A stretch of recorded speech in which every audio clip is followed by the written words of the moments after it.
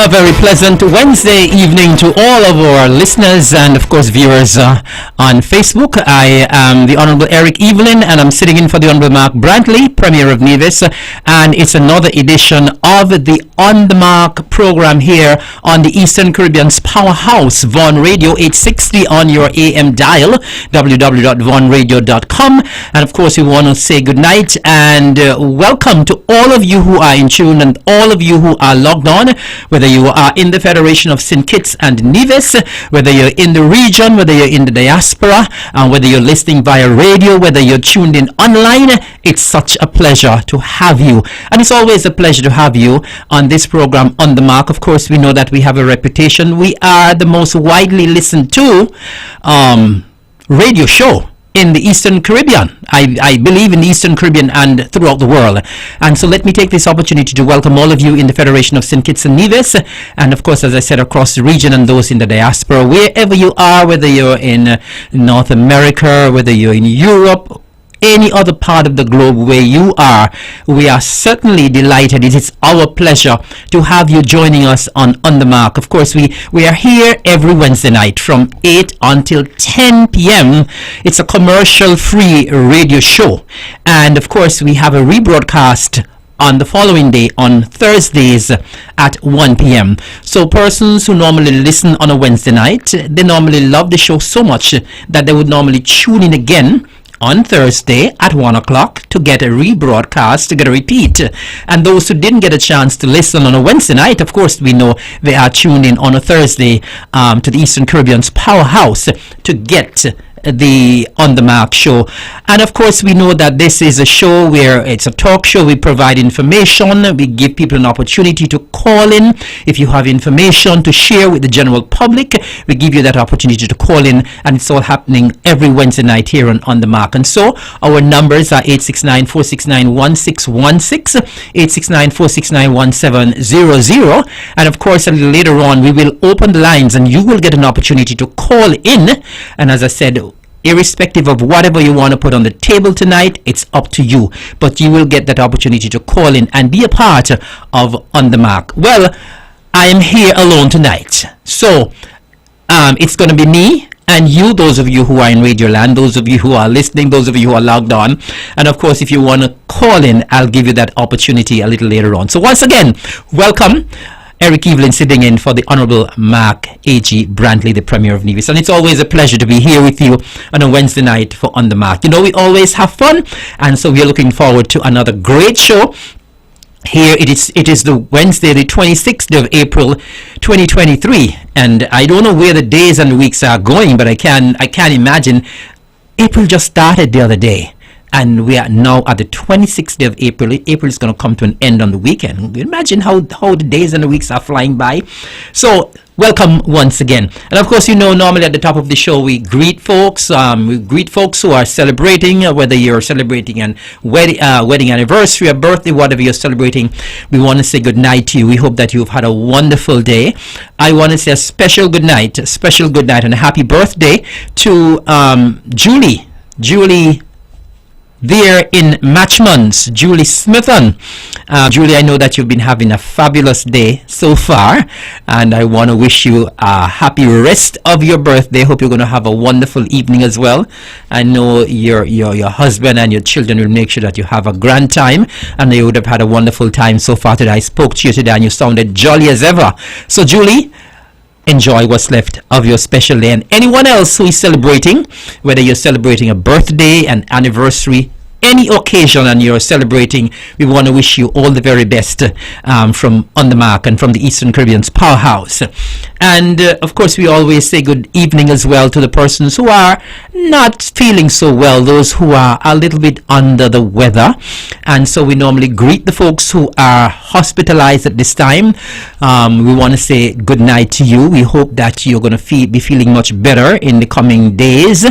And we say good night, of course, as well to those who are taking such wonderful care of you at the Alexandra Hospital. So we say good night to all of the nurses and and all who are working there at the Alexandria Hospital to take such good care of the persons who are not doing so well at this time.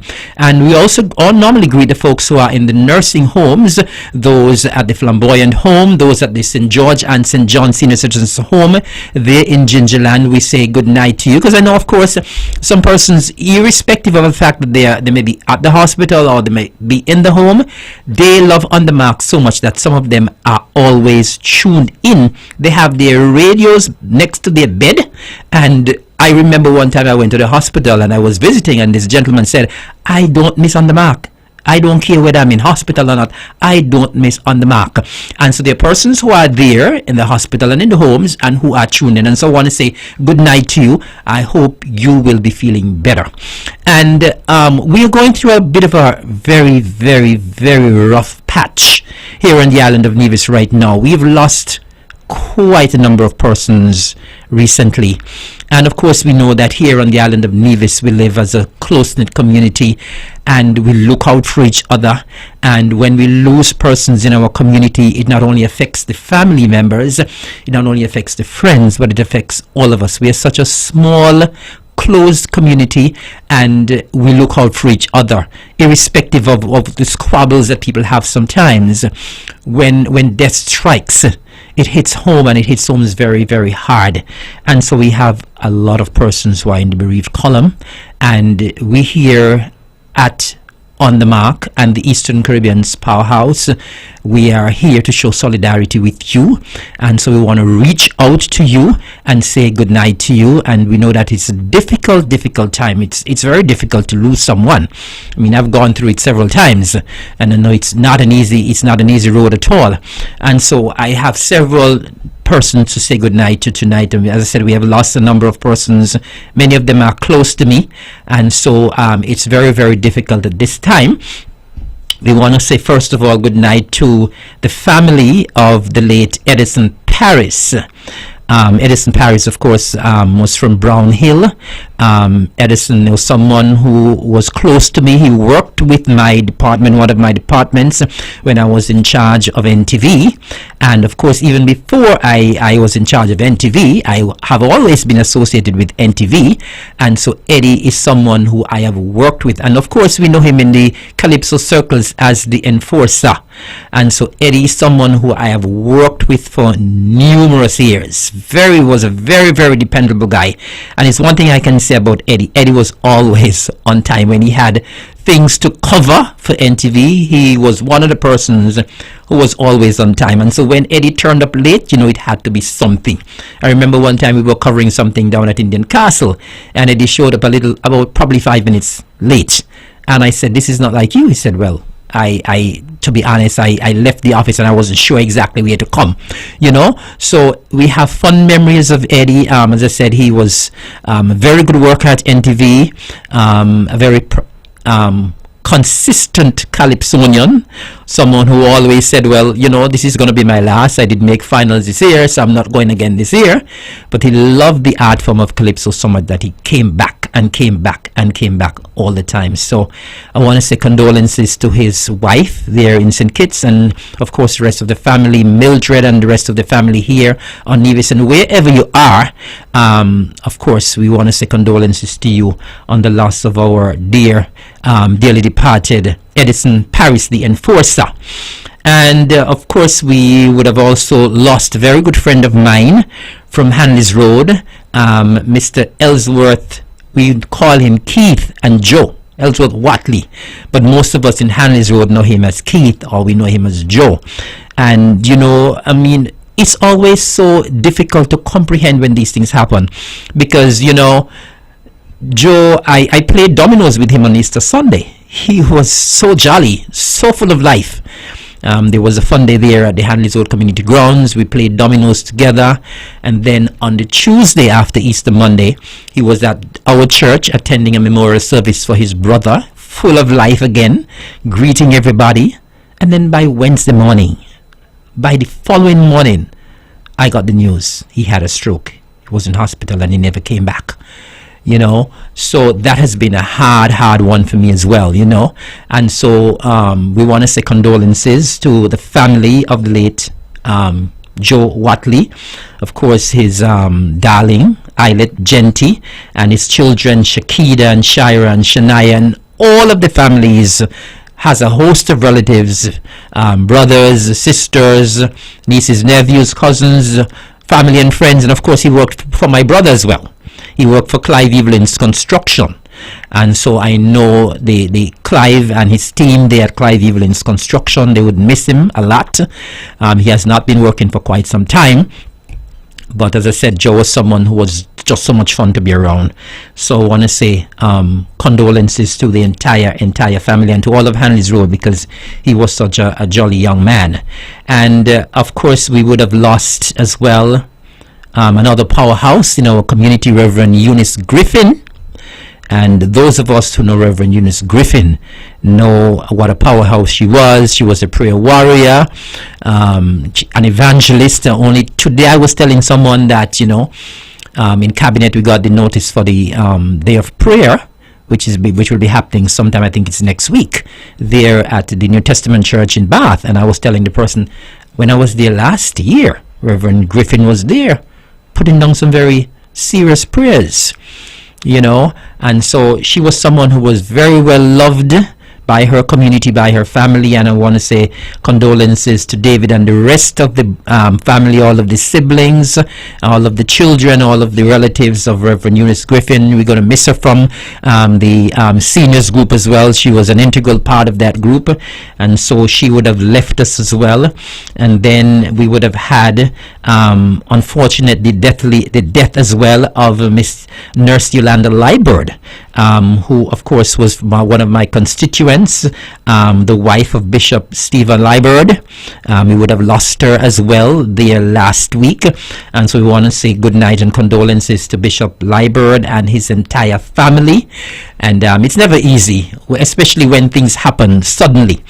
And of course we would have heard about the tragedy at sea there last week as well of Ishmael Hanley, who was struck by a boat. And so we had a boating accident, and unfortunately Ishmael Hanley would have lost his life there. And so we want to say condolences to the family. And once again I want to echo the words of the Premier, the Honorable Mark Brantley. Of course he would have had his press conference yesterday, and he would have try to encourage the boaters, the boat owners, and the divers and the swimmers to be as cautious and as careful as possible, because it's never easy when things happen like this. Someone goes out to dive, you never expect this will happen. You expect them to come back with what they go out for, and so it's very, very difficult when accidents happen like this. And so we want to say a special word of caution and encouragement to those of you who are swimming, those of you who are diving. Be very, very cautious. The boat owners, please, we're asking you to be very, very cautious as well. Sometimes people don't know their own danger. They might be swimming in a no-swim zone. They might be diving in a zone that they should not be in. But we're asking the boat owners to please be careful. We've had 2 boating accidents recently, and we would not want any more. And so we know we have a lot of boaters on the water these days.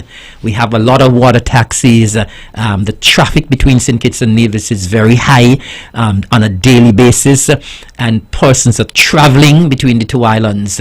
But we're asking the boat owners to be as cautious and as careful as possible when traversing the waters between the islands of St. Kitts and Nevis. And then yesterday again we had another bombshell. We lost another of our lovely, beautiful souls in Vanita Walters. I mean, everybody knows Vanita and what a lovely, lovely human being she was. And every time I spoke to Vanny, it was always so uplifting. Always so uplifting. Every time I spoke to her, I say, I'm praying for you, and I plead the blood over you. And it's always so heartening when you speak to people, whether on the phone or whether you visit, and they assure you that they are praying for you, you're in their prayers. And of course, those of us who listen to the Eastern Caribbean's Powerhouse, and I know almost everybody listens to the Eastern Caribbean's Powerhouse, almost every morning, whether it's Webo or Melissa doing the birthday greeting show. I mean, you're sure to hear Vanny's name because Vanny knew practically everybody's birthday. And I remember one time I visited Vanny and I said, Vanny, do you have a book? And she said, no. And I said, are you serious? She said, no, Eric, I do not have a book. I remember everybody's birthday. I said, Vanny, how you do it? It's just unbelievable. But this lady was someone who just looked out for everyone, looked out for people who she didn't even know. And I know she was a big fan of the Eastern Caribbean's powerhouse. And so I still consider myself as someone who is here at Von Radio. I'm still consider myself as a part of the Eastern Caribbean powerhouse team. And so we are going to miss Vanny dearly. We're going to miss her daily. She has been a part of the Eastern Caribbean's powerhouse for so many years now. Always looks out for Von Radio. Always looks out for everyone. And I know this one would have hit a lot of people. And I know he would have hit Webo hard as well, because I know Webo was very fond of Vanny. All of us here at Von Radio, and Melissa was very fond of her as well. All of us. And we always look forward to hearing her voice. You know, when I worked here as well, I mean, she would call in ever so often. I want to send out birthday greetings to this person. And sometimes she would just call and say, Eric, I haven't heard your voice for a long time. I just called to say hello. You know, and, you know, these are the kind of persons who, you know, look out for people. And when they pass on, I mean, it's really a hard blow for us. And so to the entire family of our late, dear, departed Vanita Vanny Walters, to Cardless and the children, Lex and Nidhi and Trisha and the others, and, you know, the grandchildren and all of the family, we are with you at this very, very, very difficult time. It's a very difficult time for many persons. And as I said, there are some times when we go through this phase on the island of Nevis, and we as Nevisians and residents here on the island, we must show solidarity with each other. When these things happen, we must reach out, we must call, we must pray for each other. And we just need to let people know that, listen, we are there with you. Sometimes when these things happen, you don't know what to say. Sometimes you visit, sometimes you call, and you are actually lost for words. And because sometimes, you know, and as a matter of fact, sometimes the family needs a little quiet moment as well. But sometimes we just need to reach out, and even if you do not call, say a prayer, and at least let us make sure that we have each other's back in these very, very, very difficult circumstances. So all of you who are grieving at this time, my sincerest, my heartfelt, my deepest condolences to you, from myself, from Undermark, from all of us on the island of Nevis. We are with you during this very dark and difficult hour. So those of you, we know it's hard, but hold on to God, hold on to God's unchanging hand. And so we're going to just try to change the mood a little bit now, because, you know, as I said, it's been difficult talking about all of these good friends of mine who have passed on, but it's just a hard part of life. And so we're going to try to change the mood a bit now, and we're going to just extend some congratulations to persons who are due congratulations as well. And we want to say congratulations first and foremost to our 5 under 15 cricketers who would have gone to Antigua sometime back, and they would have made it to they would have gone for trials, and all 5 would have made it to the Leeward Islands under 15 team. I know that they would have played in the finals. Unfortunately, they would have lost, but we want to big them up. And so we want to say good night and congratulations to Amari Jones, to Krishna Gadari, Rondre Daniel, Light Brown, and Jadon Herbert. And a special good night to you, Jadon. Jadon is my godson, and so I want to say good night to all of them, and congratulations for making Nevis proud. And our sportsmen and sportswomen continue to shine, not only in Nevis, but they continue to shine wherever they go. And as we speak about cricket, I understand that the Nevis female team, they would have won the 50 over tournament in the Leeward Islands tournament. They would have defeated Antigua yesterday, and we say congratulations to the Nevis female team as well. And I understand they would have, unfortunately, they would have lost in the T20 match today to Antigua as well. But we want to say congratulations for winning the 50 over tournament, and congrats to all of you for doing such a marvelous job. You would have defeated St. Kitts, and then you would have defeated Antigua. So congratulations to you. And of course, we know that our Carifta athletes would have gone overseas, and they would have done the Federation of St. Kitts and Nevis very, very, very proud. A small island nation, St. Kitts and Nevis, we placed 4th overall in the Carifta Games held in the Bahamas. And we want to tell our Carifta athletes we are very, very, very proud of you. And you know, when our young people shine, whether it's for sports or whatever, we need to highlight them, because when they do bad things, it is out there. And so we must always try to be as positive as possible. And that is what we have tried as much as possible to do here on this program on the Mark. Shine a positive light. Leave the negativity behind us. We have enough negativity in our everyday lives, and so when we come here on the Mark, we try to be as positive as possible. And so we want to say a special congratulations. I think I probably would have congratulated them before, but I want to do so now that I'm hosting on the Mark. I want to congratulate our athletes who went to the Bahamas and did the Federation of St. Kitts and Nevis very, very, very proud. As I said, we placed 4th out of 21 countries. That's major.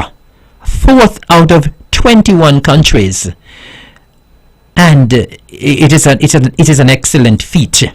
And so we would have won 11 medals, 5 gold, 2 silver, and 4 bronze. And I want to just mention all of the team members, because they deserve mention. The credible performance that they had at Carifta. And so the 22-member team was comprised of Shamari Newton, William Sharp, Jamad Huggins, Jelani Johnson, Alexander Keynes, Aldrich Nisbet, Stephen Balson, Sean Wilkinson, Cassius Mason, Tiana Liburd, Trishani Warner, Jazara Claxton, Michaela Gums, Gianna Phipps, Chesson Liburd, Akane Samuels, Jalen Bennett, Kenron Freeman, Leon Thompson Jr., Deschanel Thomas, and Kalia Jones. And the other members, the persons who accompanied them, we had Kervin Wallace, the head coach, we had Dwayne Warner and Rota Johnson, assistant coaches, and Clytie Gilbert, who was the team manager. And so we say big up once again to the team who represented us at Carifta. And while we're talking at athletics, we also have a team that is representing us in Venezuela at what is called the Alba Games. And so we have a team from the Federation, and they are representing us at the Alba Games from the 21st to the 29th of this month. And we have a few divisions who are in the team, and we want to just congratulate those divisions who made the team to go to Venezuela. Kamali Newton, Datriel Stanley, Mario Palmer, and Quilly Roberts. So congratulations to those persons who would have made it to the team to travel to Venezuela. Of course, Venezuela would have sponsored the trip to go down to Venezuela to take part in the Alba Games, and so we say congratulations to them. Of course, we continue to say that the vision that the Nevis Island administration had to establish the Mondo track, the Nevis Athletic Stadium, is paying dividends in a massive way, a very huge way, because these persons, these athletes who would have been able to train there on that track, were able to go to the Bahamas to represent us at Carifta. Some of them are now in Venezuela representing us at the Alba Games. And so we say kudos to the Nevis Island administration, the CCM-led Nevis Island administration, for that vision in establishing that facility there, that beautiful facility there at low ground, the Nevis Athletic Stadium, locally called the Mondo Track. And while we are in the congratulatory mood, we want to say as well congratulations to Nurse Lorraine Archibald in cupping the Manager of the Year for 2022 award from the Four Seasons Resort. I call her Nurse. Nurse, congratulations to you. And I want as well, from this rostrum, from the On The Mark show, to say as very, very, very, very special congratulations to our Premier, the Honorable Mark Brantley, someone who we should be very, very proud of. The Honorable Mark Brantley would have received an award only last week Thursday in New York, and I just want to read something here because we all in Nevis should be very proud of the Honorable Mark Brantley. He's doing a phenomenal job as the Premier of this beautiful island of Nevis. A phenomenal job, and we ought to be very, very proud of him. And let me just read this. Vice Chancellor of the University of the West Indies, Sir Hilary Beckles, has lauded the Honorable Mark Brantley, Premier of Nevis, as a leader with strong principles and a champion for the people that he serves, and by extension the wider Caribbean community. Premier Brantley was an honoree at the American Foundation for the University of the West Indies 26th Annual Gala held in New York City on April the 20th, 2023, where he was bestowed with the 2023 Vice Chancellor's Award for Excellence in International Governance and Leadership. In presenting the award, Sir Hilary said, "We celebrate his contribution to his people, to his community. We celebrate the principles on which he stands as a distinguished son of the Caribbean, and for his commitment to his community and to the less enfranchised members of his community. The University of the West Indies is proud to be associated with those values and principles. So we see you as a hero, and we celebrate you for taking care of your people." Premier Brantley, the first Nevisian to receive an AFUWI Excellence Award, spoke to the profound honor at being recognized by such an esteemed body, expressing gratitude to the foundation and his alma mater, the University of the West Indies. As one of 6 outstanding Caribbean professionals honored at the 2023 AFUWI Gala, Mr. Brantley joins an illustrious group of awardees that includes the Honorable Mia Mottley, Prime Minister of Barbados, award-winning actress Whoopi Goldberg, American business executive Mr. Kenneth Chenault, the Honorable Dr. Ralph Gonsalves, Prime Minister of St. Vincent and the Grenadines, and prolific writer, educator, and medical doctor Sir George Allen. Now, I deliberately took the time to read that because when persons in our community shine, we must shine the light on them. And the Honorable Mark Brantley has shone, and shone very brightly as a leader. Of course, we know he was an excellent and extraordinary lawyer before he became involved in politics. And since he became involved in politics and now he's a premier, he has led this island of Nevis with distinction. And the island of Nevis has been making some significant strides under his leadership. And I want to just tell the Honorable Mark Brantley that we of our CCM party and the Nevis Island administration, we are extremely proud of you. And all of Nevis should be very proud. As I said, you're the first Nevisian to would have received this award, and we are so very proud of you, Honorable Mark Brantley. Continue to do the fantastic work you're doing for the people of Nevis, and we're all very proud of you. Congratulations once again. He hosts the show, so he would not have been able to congratulate himself. And so I'm taking this opportunity now, I'm hosting tonight, to congratulate the Honorable Mark A.G. Brantley. I have quite a bit more to say, but it's now 28 minutes to 9, and so anyone out there who wants to call in, the lines are open. 869-469-1616, 869-469-1700, and you can call in and you can interrupt me at any time. I have quite a bit more to say, but anyone who wants to call in with anything whatsoever, please feel free to call in. I know some person like to wait until the last minute when it's 2 minutes to 10 to start calling in. If you have something to say, you want to contribute to the On The Mark program tonight, you can start to call now. We have a caller online. Good evening, caller. You're live on The Mark. Good evening, Honorable. Good evening. How you doing? Evelyn. I am doing good so far. As usual. Hip hip hooray for me sheriff. Oh yes. Hip hooray for me sheriff. Hip hip hooray for me sheriff. Psalm 84 verse 10 and 11. For a day in the court is better than 1,000.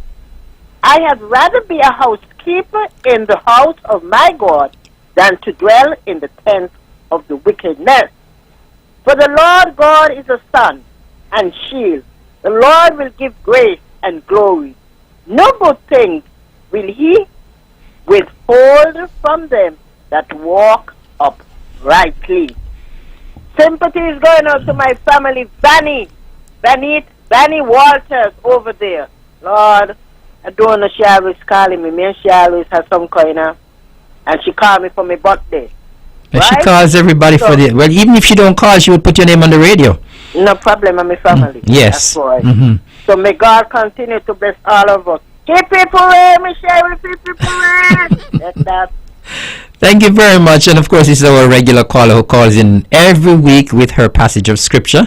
And we want to thank you very much for that call. Once again, our lines are open, 869-469-1616, 1700. And while I await the other calls, I just want to say as well that here in the Federation of St. Kitts and Nevis, this week we are observing Diplomatic Week. And Diplomatic Week is a time when we get an opportunity to have visits from our diplomats, our ambassadors, our high commissioners, our honorary consuls, those persons who are accredited to the Federation of St. Kitts and Nevis to come to the Federation. Those, of course, most of those who are based overseas, they get an opportunity to come home during this time, this week. And so Diplomatic Week would have started on Sunday. I think they would have started with a church service.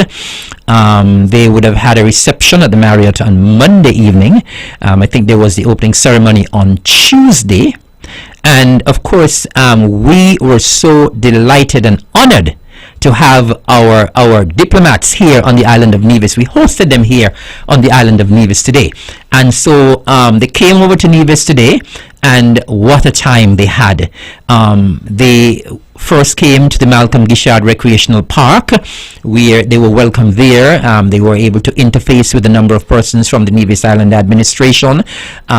They were officially welcomed to Nevis by the Honorable Premier himself. And so they would have had a wonderful time there at the Malcolm Gishard Park. They would have had an opportunity, some of them as well, to do a little walk around at the park. And so persons who are representing us overseas get an opportunity during Diplomatic Week to not only visit, but to get an idea of what is happening, the developments that are taking place in both St. Kitts and Nevis.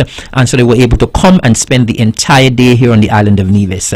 And so they were met on arrival there at the Malcolm Gishard Park this morning, welcomed by the Premier of Nevis himself, the Honorable Mark Brantley, and then they would have had a tour of the island.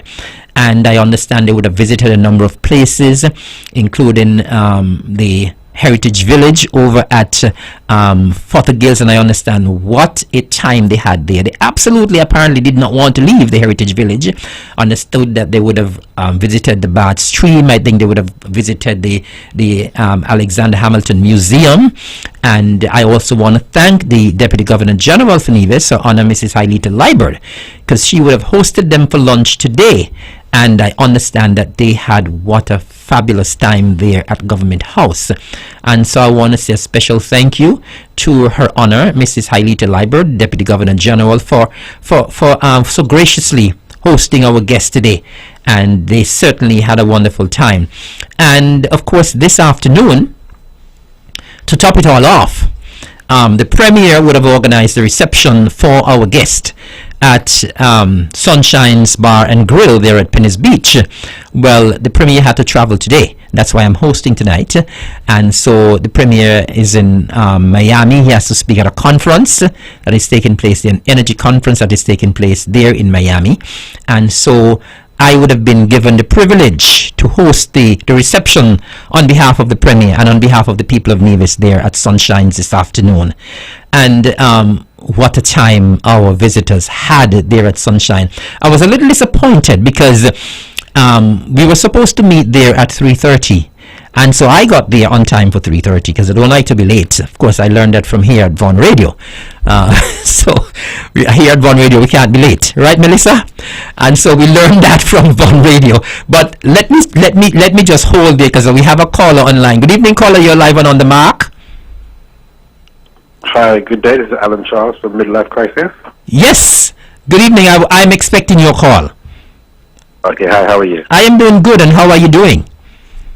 I'm good. The past was a bit jet lagged, but we're good and ready to go over the weekend. Okay, now you're calling in because there's something special happening on the weekend, right? Yes. And I'm sure you're calling in. You say you're just cutting from all the way in London, England, right? Well, I've been here for the last week, but the cast. The cast just came in today. Yes. Okay. Yeah, I'm the writer and the director. And your name is again? Alan Charles. Alan Charles. Now, Alan, you want to tell the people of Nevis what's going to be happening this weekend, because I'm sure you have a lot to share with us, and I'm sure people are going to be very, very excited to hear what you have to share with them. I understand that there's going to be something happening at NEPAC this coming weekend, Saturday and Sunday. I'm not going to steal your thunder. So tell us what is going to be happening. Tell us all about this play that's going to be happening at NEPAC, what people need to do to get in, what's going to be the cost. So you have a lot of information to share with us. So the mic is all yours. Okay, so this coming weekend, Saturday the 29th and the 30th of, 27th and 28th, coming all the way from the UK, Midlife Crisis, so Bets Are Not Worse, comedy stage play written by myself. And it's a play about love, marriage, the family, parenting, and growing old gracefully. And so we were here in 2017. We did Love, Sex, and all that jazz. Okay.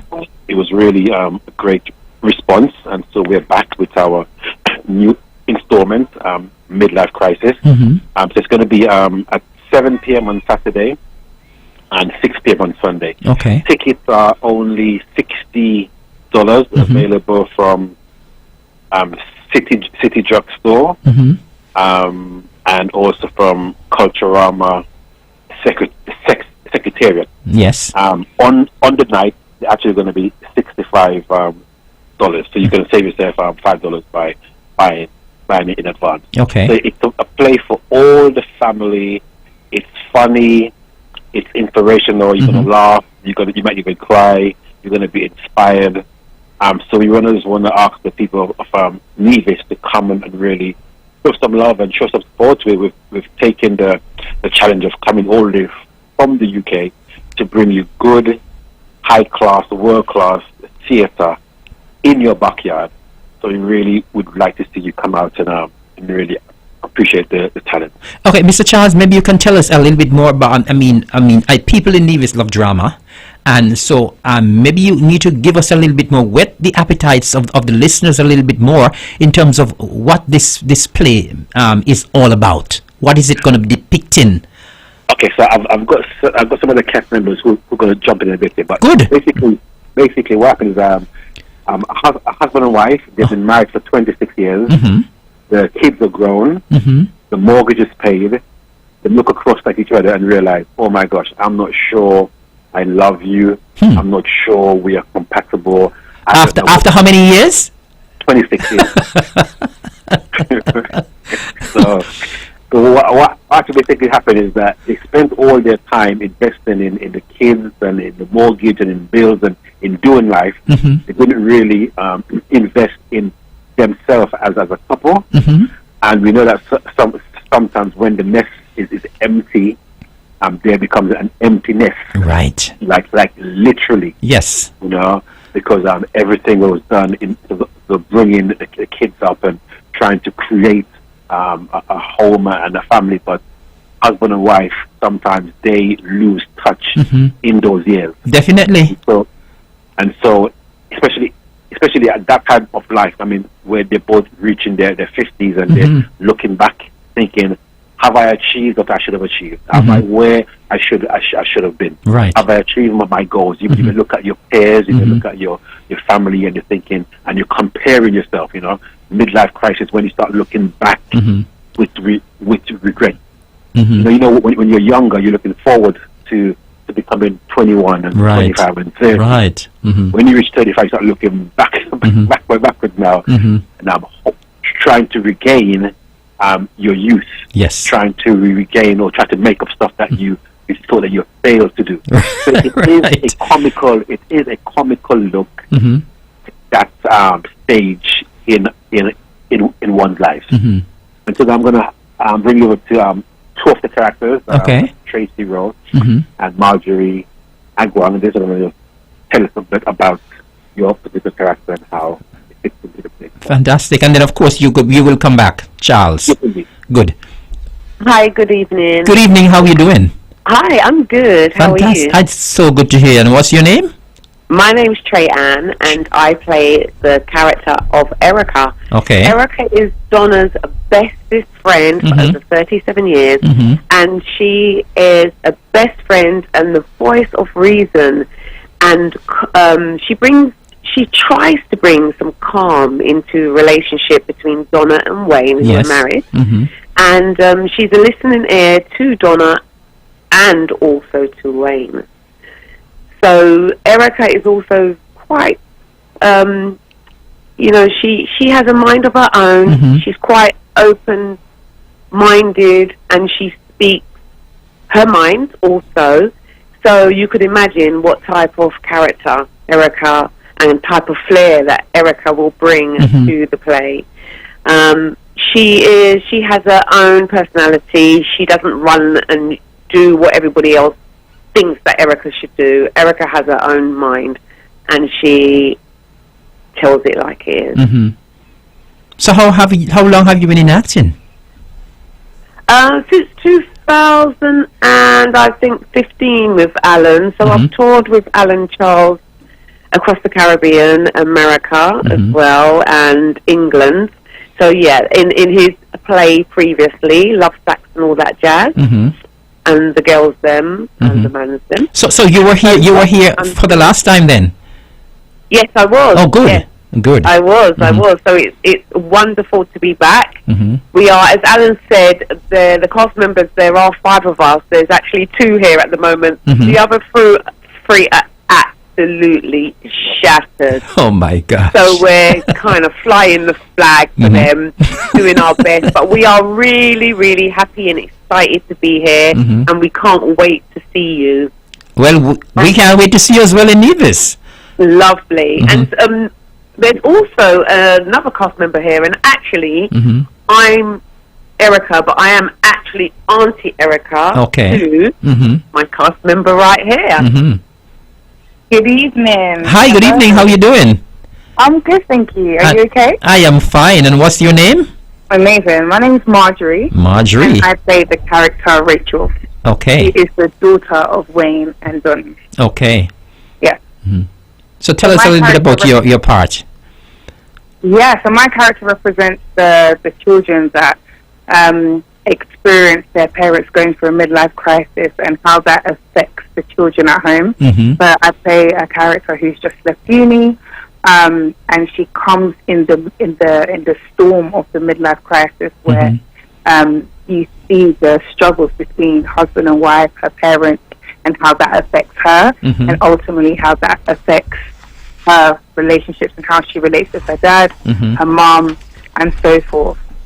So a lot of the time, when parents and adults go through a midlife crisis, the children they do get affected, whether they are under 18, over 18, but it does spread, across the family. So yeah, I represent that. So you were here. You were here when the cast was here last time as well. No, I wasn't. So is this your first I'm visit? the newest cast member. I'm the newbie of the group. Wow. I'm So the it's your newbie, it's your so first I've time to, only to taught- it's your first time to St. Kitts and Nevis then?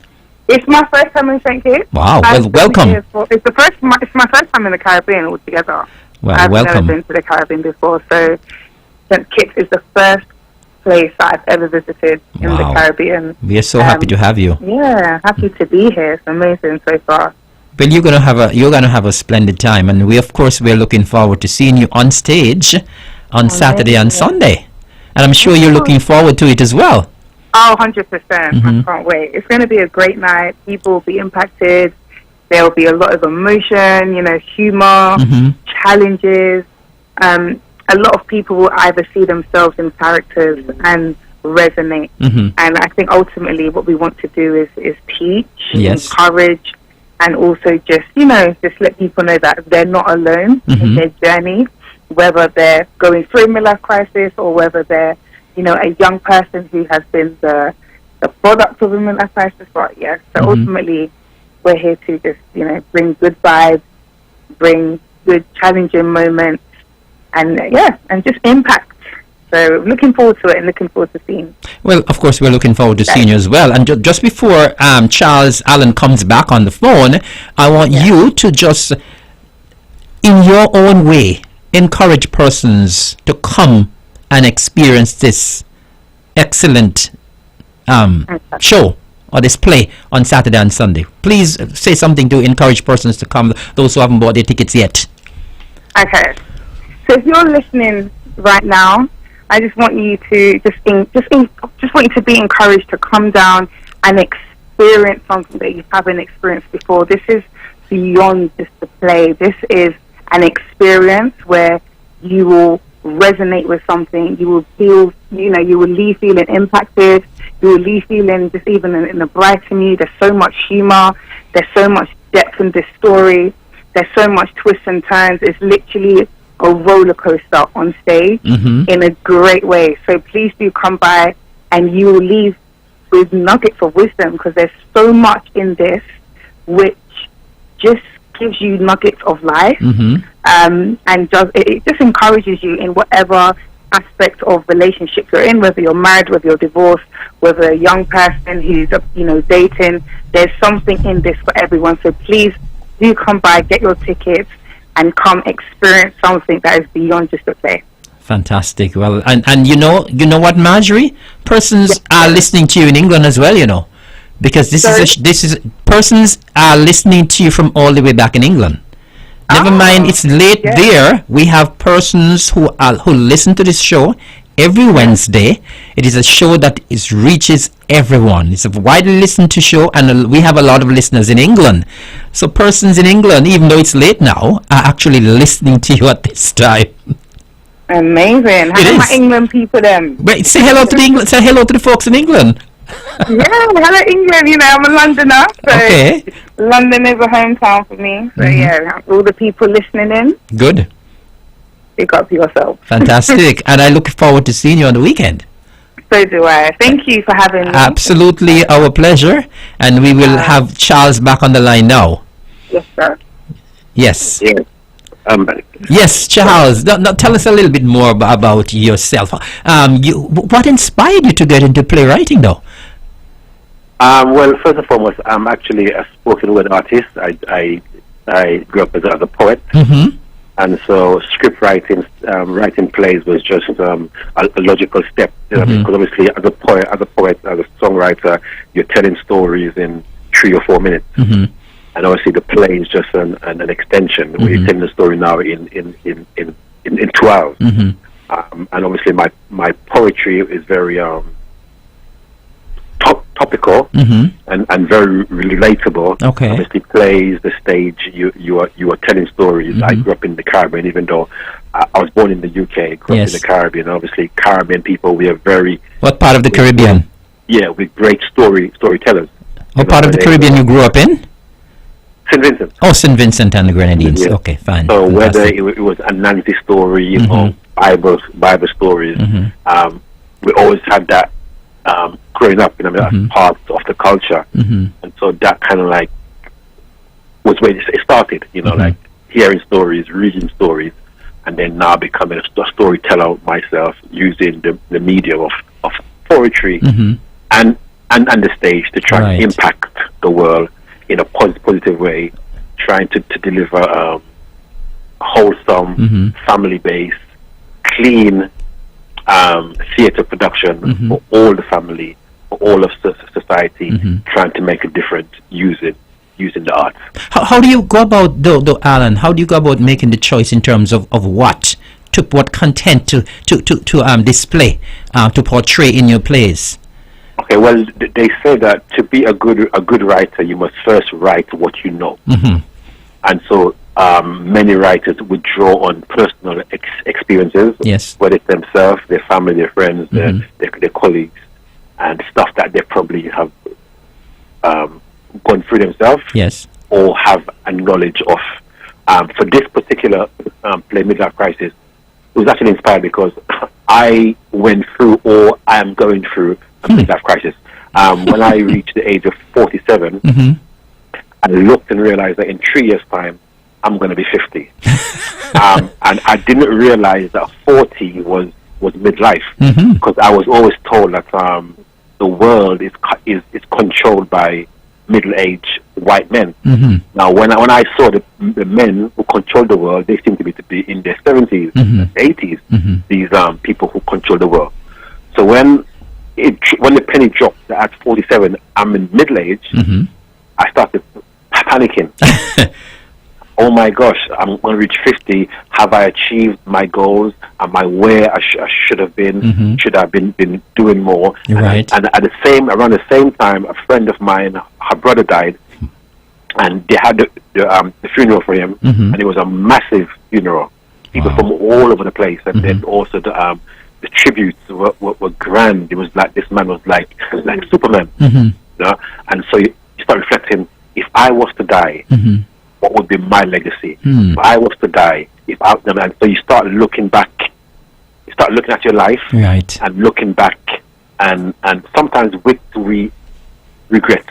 Yes. And so from that experience, obviously, you write for pleasure. You write sometimes when you are going through stuff. Yes. And so I just thought that let me write a play, being inspired by what I'm going through. Right. And just to put it out there. But while I was writing, because I wasn't really aware of the phrase midlife crisis, so I started researching it. And the more I spoke to people, I realized that a lot of people are going through midlife crisis. Of course. We just don't call it a midlife crisis. No, we might say, boys are going through some pressure, right? Or are going through, because obviously, as people of color, our life has always been in crisis. Precisely, in so many ways.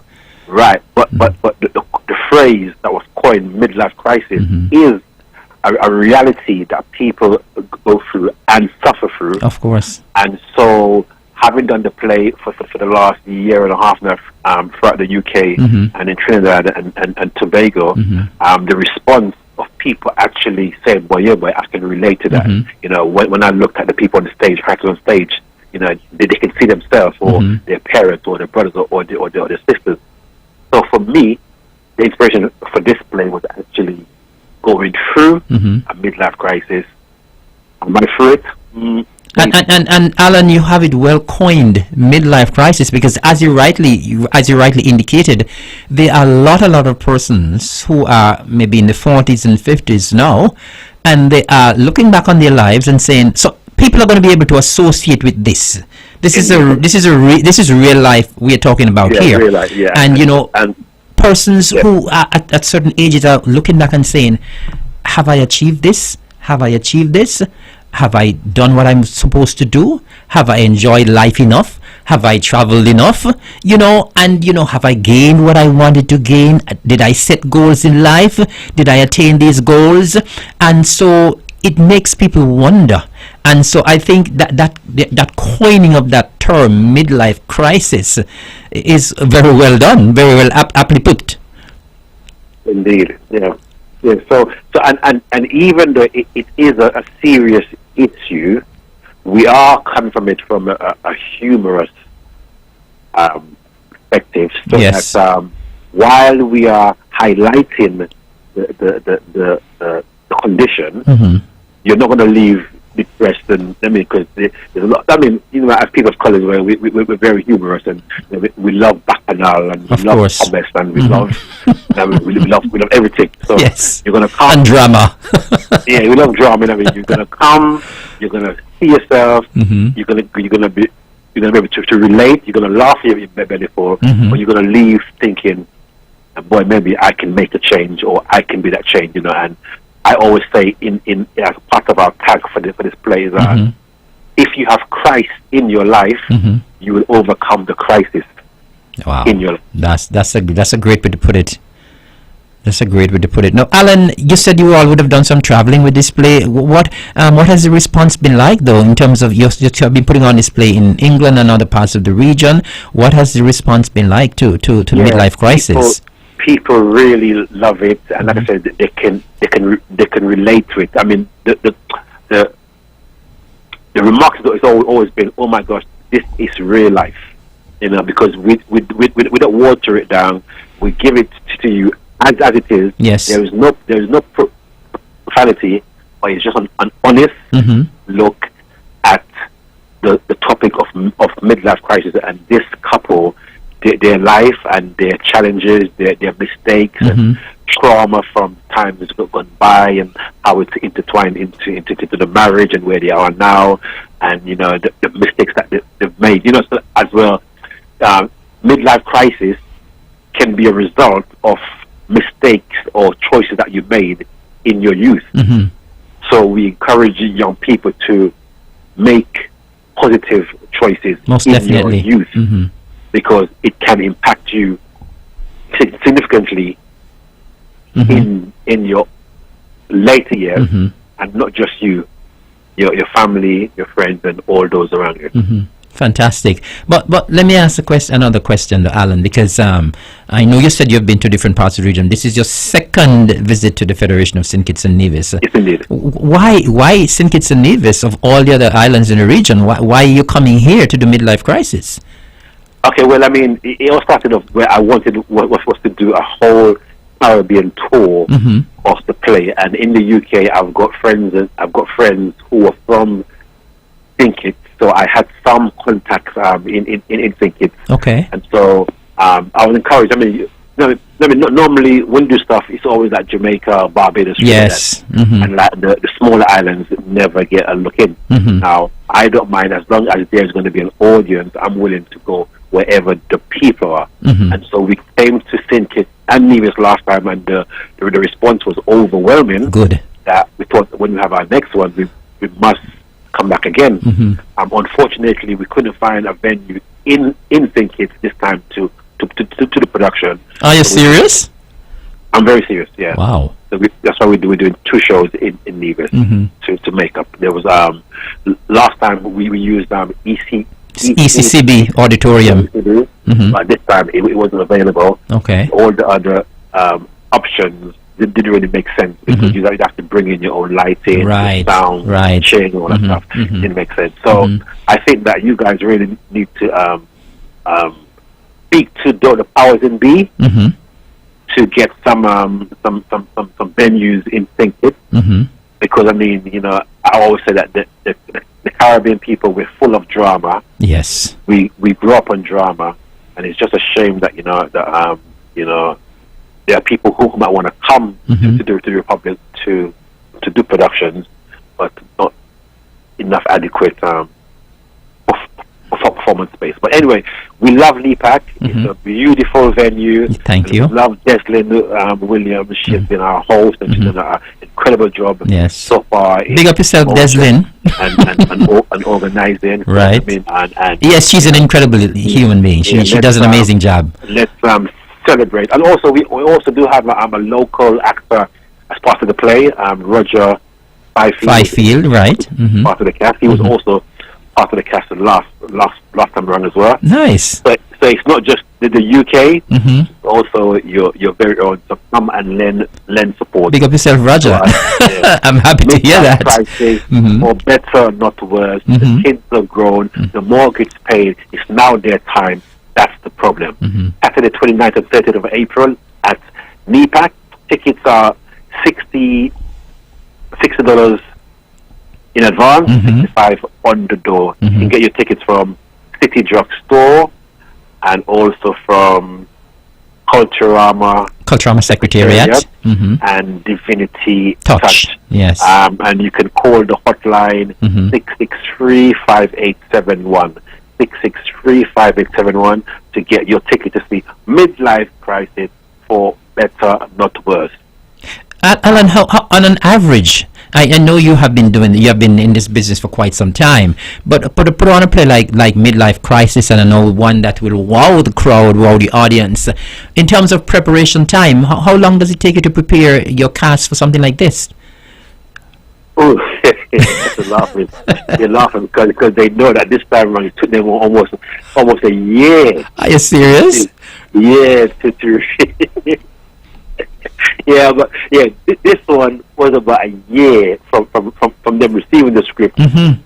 to our first actual show. Okay. And the play is such that, and I mean, every time it's something new you're learning. And depending on the audience response as well, Mm-hmm. you're probably going to get a different flavor and a different flex and different islands and different audience Mm-hmm. brings out different you. And sometimes even the actors are being challenged because it's kind of like a call and response. It's like the audience, the actors are having a conversation Mm-hmm. with the audience because of the topics that we're dealing with. Mm-hmm.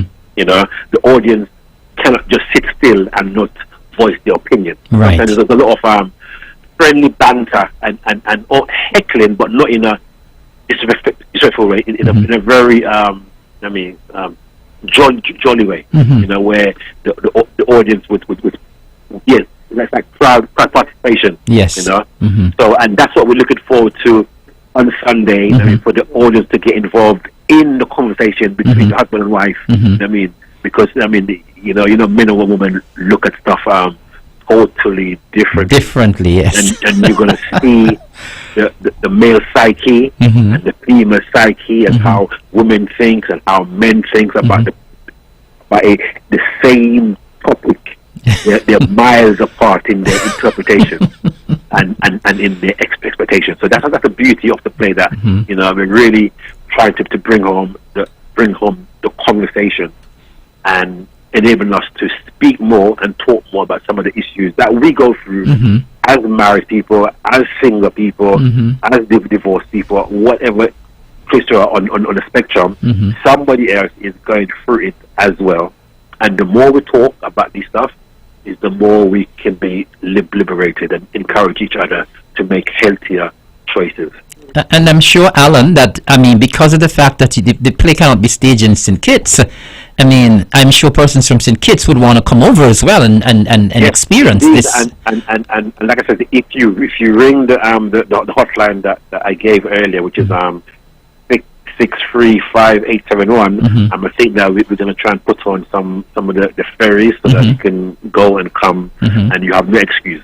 People have no excuse because, as a matter of fact, some of the ferries actually run late on weekends. Yeah, And so, I mean, a group of persons want to come over, they can organize a ferry and just come on over. And I mean, people have been traversing St. Kitts and Nevis all hours of the day and all hours of the night. So I don't think it's going to be a problem if persons from St. Kitts want to come over, come to NEPAC and see this absolutely, because from what I'm hearing, it's going to be something that you really want to experience. And so persons from St. Kitts who would want to come over, you can come. Persons from St. Kitts have relatives over here, they can come in overnight. And I mean, I know persons from St. Kitts absolutely love coming to Nevis, so we'll welcome you to come to NEPAC. Right. And remember as well that Monday is a holiday. Right. I didn't even remember that. So you're spot on. You're spot on in terms of your planning and everything on a weekend. And as well, Friday is payday. Listen, are you from St. Kitts and Nevis, Alan? No. How you know all of our business? You did your research. It's payday, and it's a long weekend. You know what I'm saying? Man, you had this thing planned, well planned. You plan it close to payday. You plan it close to a public holiday. Well. You're more than a playwright. But we're certainly looking forward to seeing you, Alan. Listen, I won't be there on Saturday. I have another engagement on Saturday evening, and so I am planning to be there on Sunday because I don't want to miss it at all. Great. From what I've been hearing, what I've heard described tonight here on the radio from you and the two members of the cast, it is something that I would definitely want to see, and it is something I would want to encourage other persons to come out and experience as well. You know, so I'm going to give you another opportunity, Alan, to just encourage people to come out. Tell them that they absolutely cannot miss this function. Remind them the days, what time. Remind them where they can get their tickets. Remind them what the cost of the ticket is. And so we want to see NEPAC fill to capacity on both Saturday and Sunday. Okay. So the hit UK comedy stage play by Alan Charles, Midlife Crisis for Better Not Worse. The kids are grown. The mortgage paid. It's now their time. That's the problem. Coming to NEPAC on Saturday the 29th and Sunday the 30th of April. Tickets are $60 in advance, $65 at the door. Tickets are available from City Drug Store and also from Culturama Secretariat, yes, and Divinity Touch. The hotline to get your tickets is 663-5871. Full UK cast supported by local Nivision. Nivision. That's the one. Man, you know everything about St. Kitts Nevis, so you need to know the lingo too. You need to know the language. Kittition and Nivision. Kittition and Nivision. Right, and all of your cast members need to learn all of that, right? Yes, and when you come to Nevis as well, right? There's something that you must absolutely have at the back of your head when you come to Nevis and when you leave Nevis. Everybody needs to say Nevis nice. Nevis nice. All right, Nice. you're getting the hang of it.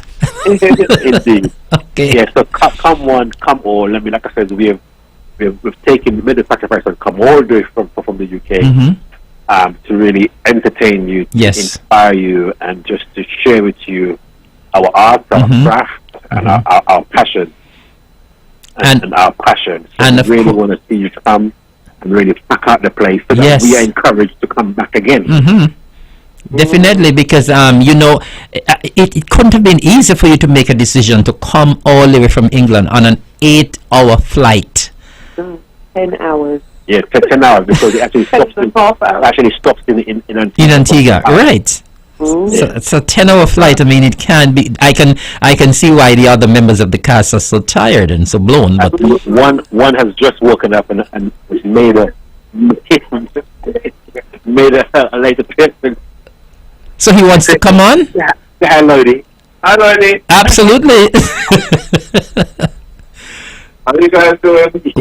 I am doing fine. And how are you? I am just about okay. You're just about okay. You had a good nap? I didn't even have a nap. But, I forgot to have a bit. You don't know? So you're looking forward to being a part of the show, a part of the play on the weekend? Say again? You're looking forward to being a part of this play on the weekend? Most definitely. I am definitely looking forward to presenting what we have to St. Kitts and Nevis. Right. It's a wonderful program. It's a lovely show. I hope you guys will enjoy it. We certainly will. And please come out. Come out. You need to come out and support. Good. That's what I want to hear. And your name is? My name is Lloyd. Lloyd. Okay, so we've heard from Alan, we've heard from Treyan, we've heard from Marjorie, and now we're hearing from Lloyd. We almost heard from the entire cast. Nearly the entire cast, yeah. Good. Well, it's wonderful to hear you folks, and we here on the island of Nevis, we're looking forward. We want the whole of NEPAC full to capacity on Saturday and Sunday. You have absolutely no excuse. You absolutely have to be there. It's the weekend. And these folks from England, they have come all the way from London to give you a show of a lifetime. Midlife crisis. And it's a real life situation which everybody can associate with. So we want everybody there at NEPAC. We want standing room only. And we look forward to hosting you guys on Saturday and Sunday. We look forward to Midlife Crisis. Thank you. And remember, the crisis is coming. Okay. I will see you guys on Sunday evening, and it has been my pleasure having you on the mark. And as I told Marjorie, persons in England are actually listening to you right now. Nice. That's amazing. International. Everybody listens to this show. Right. So thank you all, and I'll see you all at NEPAC on the weekend. Thank you so much. Have a good, absolutely my pleasure. Have a good rest, and rest well, because you have a lot of work to do on Saturday and Sunday on stage. Okay. Thank you very much. Okay, good night. All right. Have a good night. Thank you. All right. There you had it from our folks calling in from St. Kitts. And they have journeyed all the way from London, England to be here on the island of Nevis to put on a show, a drama, a play, Midlife Crisis. They would have spoken to us about what the play is all about. And I'm sure persons' appetite have been whet and they want to come out. We have another call online. Good evening, caller. You're live and on the mark. Hi, good evening, Honorable Evelyn. How are you doing? I am doing wonderful, and how are you? I'm great. I have life, thank God. Good. That's the spirit. That's what I love to hear. I'm calling from St. Kitts. Yes. I'm inviting you, along with the whole of Nevis, yes, to the opening of our agricultural open day. Oh wow, tomorrow. that's good. I love this. I love to hear this. It starts tomorrow and it ends on Friday, so you have 2 days. So whichever one is most convenient to you or for you, you attend. It's at the Bastia Valley Park or the Kim Collins Highway. It's also next to the National Heroes Park. That's just on the opposite side of the end of the airport road. Yes. You can't miss it. It's just at the beginning when you're about to enter Connery. And it's also the stretch of road which takes you to Frigate Bay and the Central Bank. So you can't miss it. No, nobody can miss it. Well, I'm going to be there tomorrow for sure. Well, we as citizens, we do support you all big time, whether it's the food fair, whether it's the agricultural open day, whether it's inter-primary. Don't talk about Culturama and the carry. So it's only fair that you all return the favor. I love this. I love this call. I'm so happy you called, because I know when we had our agriculture expo a couple of weeks ago at the ETW Park, we had scores, and when I say scores of persons from St. Kitts who came over on both days, on Thursday and Friday, to support us, and it is only fair that we reciprocate. And so it is. That's what I said. Yes. We do support you all big time. Big time. I gave you like 5 categories, Whether, as I said, more than 5 too. You can get more. Fair, agricultural open day, inter-primary, Culturama, and the car races. Everything I know, everything that we do in Nevis, we have persons from our sister isle who come over in their numbers to support us. And as I said, I am encouraging persons from Nevis. So those of you who are listening, because almost everybody in Nevis listens to On the Mark, and I'm encouraging you. I'm joining with this lovely young lady to encourage you to go over to St. Kitts tomorrow, Thursday, the 27th, and Friday the 28th of April for the massive agricultural exhibition, the Agricultural Open Day, that's taking place there at the Royal Bastia Valley, there in Bastia. Royal Bastia. That's right next to the National Heroes Park. Yes, I know where the site is. National Heroes Park I know where the site is. Well, you see, everybody may not know. It's just right to the bottom and the opposite side of the airport road, just when you're about over Connery. And what people need to bear in mind as well, because I know it's normally held up at Legreat, up at the agriculture department. So those of you who are going to the agriculture open day this year, the venue has changed. It will not be at the Lagreet at the Department of Agriculture in St. Kitts this year, but it will be now at the Royal Basti Valley, as the young lady is indicating, just close to the Heroes Park. When you drive down, when you drive in the area of the Eastern Caribbean Central Bank and you're going up that road towards the airport, it's right there on your right. Yes, so you it's a can't much miss bigger it. place. I've driven there, and everything shaping up nicely. Okay. But I'm looking forward to go on Friday, God willing. But I don't know if I might just take a peep tomorrow. I might go both days. Oh, so you don't work for the Agriculture Department? No. Oh, I work for the St. Kitts Water Services Department, which is just on the opposite side. Okay. So what I'm planning to do, I'm just gonna walk over, because it don't make no sense to drive over. It's just about maybe 5-10 minutes walk from where I work. Well, this is absolutely wonderful of you, as someone who doesn't work for the Agriculture Department, to call in to encourage persons to come. So you need special mention at the open day tomorrow and Friday. What's your name? Shauna O'Loughlin. Shauna O'Loughlin. Shauna, that is very, very sweet of you. And I think, as I said, the people from the Department of Agriculture need to big you up. Right? Okay. But thank you for that invitation. Actually, I did intend to mention it later on in the show, because, as I said, I have been invited, and so I'm going to be there tomorrow as well to show my support. Okay, once I see you, I'll let you know who I am. God stay alive. Please. Thank you very much. Thank you, Shauna. Thank you, Shauna. And have a wonderful night. Thank you. Okay. Thank you. Our lines are still open, 869-469-1616 or 1700. We just had Shauna O'Loughlin there. She was calling in from St. Kitts, and she was, of course, encouraging persons to come to the Agriculture Open Day in St. Kitts tomorrow, Thursday, and on Friday as well. It's happening there at the Royal Basti Valley. As I said, the venue has changed this year. It's not going to be at Lagreet at the Agriculture Department, where it's normally hosted. A much bigger venue this year. We have another call online. Good evening, caller. You're live on the mark. Good evening, Honorable. Good evening. I have a concern. Okay. Over at Uwali, the water taxi pay.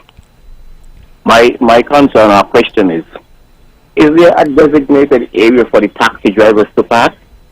Because when you go around the corner, right now the taxi drivers are clogging that left lane by the sea. So I want to know, well, if you don't have the info, maybe somebody from traffic could call and let us know what's going on. But the taxi drivers are really, tying up that lane over there.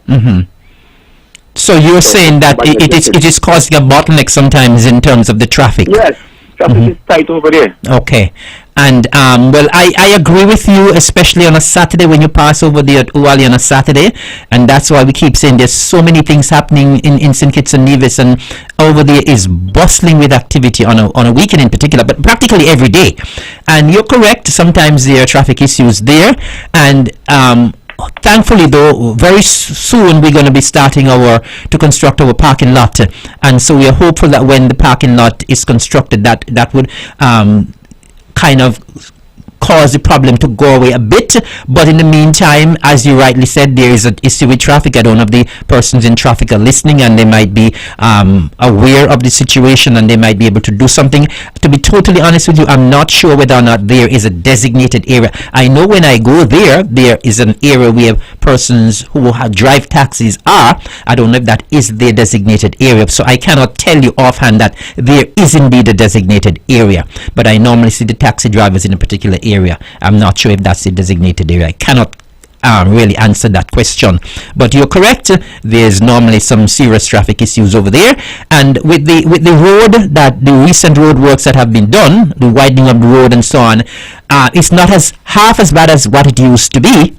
And of course, we know that because we don't have the parking lot as yet, we have a lot of persons who are parking on the road, and thankfully when the parking lot comes, we're going to get rid of that problem of persons parking on the road. But thank you very much for that concern, and if anyone who has more information than I have, they can feel free to call in. But caller, thank you for that concern.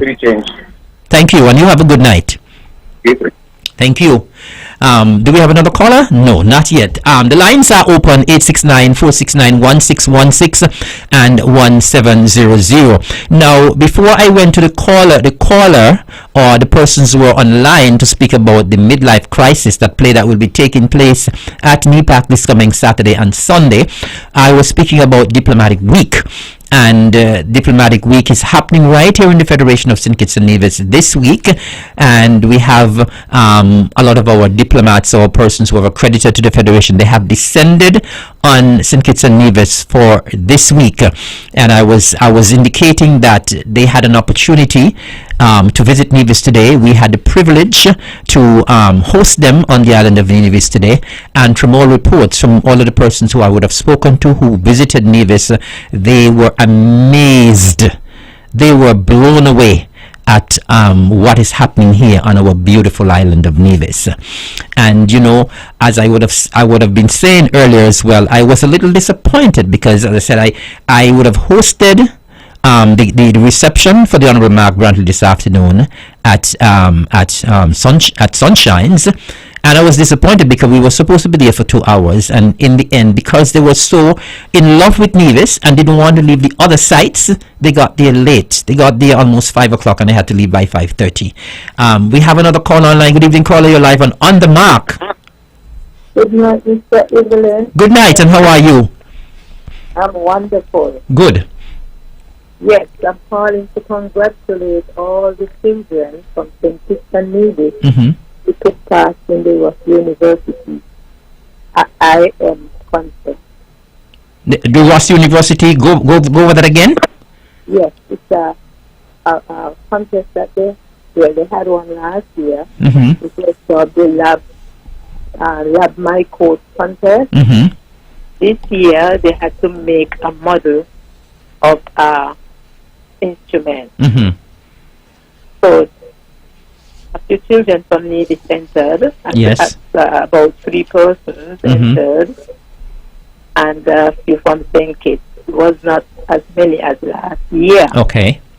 However, our children did well. Good. Both from St. Kitts and Nevis. For Nevis, we had Tyler Connor. She placed 4th in the grade 3 to 6 category. Kelron Leiber Jr., he placed 1st in the grade 3 to 6 category. Good. And he made a incubator.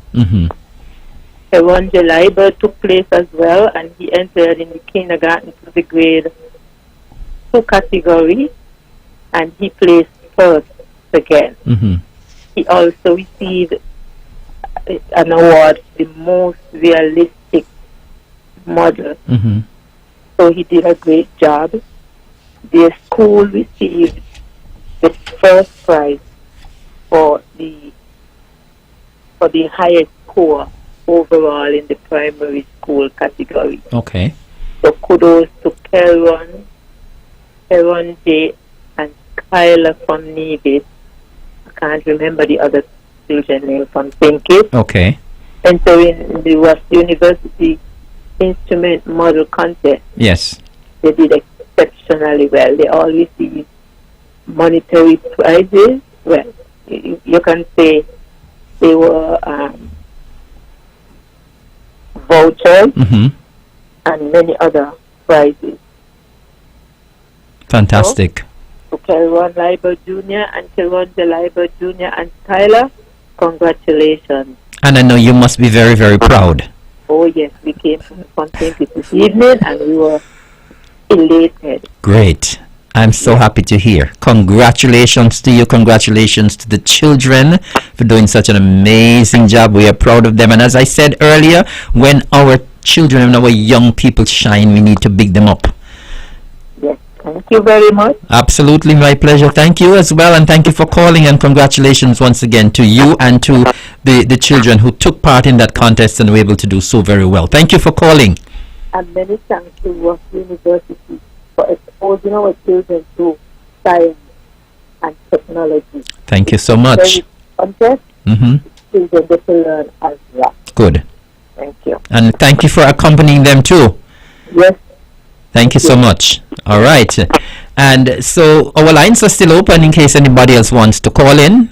869-469-1616-1700. And so yes, I was speaking about Diplomatic Week and the experience that our diplomats had here on the island of Nevis today, and I was talking about the reception that we hosted for them at Sunshines.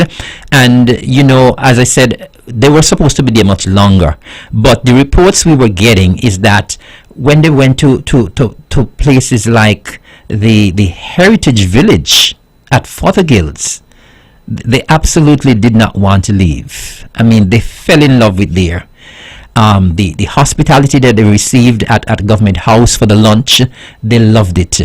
And of course, they loved the experience, the short experience they had there at Sunshines as well.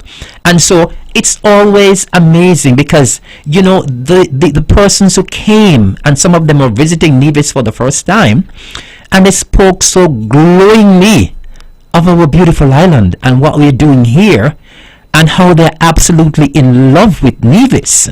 Many of them have pledged to come back. I could recall I spoke to a gentleman there.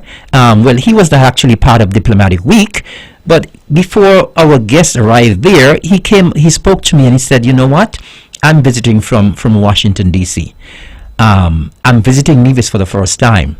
My wife has roots in St. Kitts, so she knows St. Kitts, but we came over to Nevis a couple days ago, and he said, you know what, we had to come back today. Today's my wife's birthday, and she said, we have to go to Sunshines to drink a Killaby.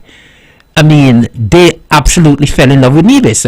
And so I am always in awe when we have visitors who come to Nevis for the first time, or some who are returning visitors, and they speak so highly of the island of Nevis and what is happening here. And I am always heartbroken when our own Nevisians, people who live here, people who know what is going on here, speak so badly of the island and try to pull down our island for political reasons. That can't be good. And we as Nevisians and residents, we must realize that when people do this, they have absolutely no love for Nevis. No love for Nevis. They are in love with themselves, and that's it. That's a fact. Because you hardly have persons who come here and visit Nevis and speak anything bad about the island. Hardly. And I mean, when people make it their business to go on radio and television and social media and just bash the island of Nevis that has brought them somewhere where they live. I mean, every little issue. I mean, of course, Nevis is not perfect. No island is perfect. No island is perfect. But for visitors to come to the island and fall in love instantly, I mean, it's amazing. And people here are saying, oh, we're so poor and things so bad. And we must realize that Nevis, and by extension the Federation, our standard of living is way above many of the other Caribbean islands.